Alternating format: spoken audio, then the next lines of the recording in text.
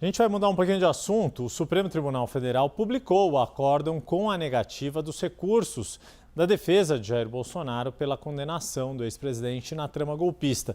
E a gente prepara uma arte aqui para você entender os próximos passos até a execução da pena a qual Jair Bolsonaro foi condenado. Esta é a etapa que estamos agora. Os embargos de declaração foram apresentados por todas as defesas, à exceção de Mauro Cid. E aí houve a negativa de todos os ministros, dos 4 ministros da primeira turma, e foi publicado esse acórdão dizendo que os embargos de declaração foram negados. Começa a contar um novo prazo para eventuais novos embargos, novos recursos dessa defesa. O embargo de declaração, o que ele consiste? São as partes dizendo: não entendi o que foi decidido pelo tribunal, no caso aqui o STF. Esclareça, por favor, daí embargos de declaração. Feitos os esclarecimentos, pode-se dizer, olha, continuo sem entender, esse é um caminho.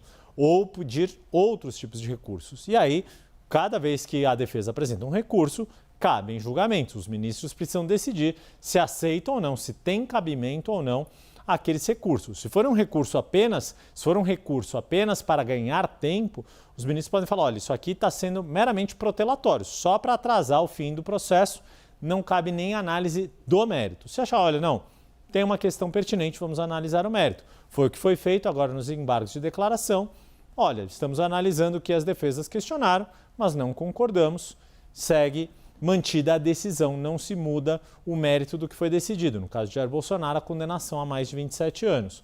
Publicado este novo acórdão, depois de uma nova análise, aí sim pode-se ir para o chamado trânsito em julgado. O que é isso? É quando todas as fases de recursos foram esgotadas, o julgamento está transitado, ou seja, foi até o fim. Publicada essa certidão, aí sim é ordenado à vara de execução penal que se comece a execução da pena, como diz o nome, início da execução penal. E no caso de Jair Bolsonaro, é o cumprimento da pena de mais de 27 anos, 27 anos e 3 meses a que ele foi condenado.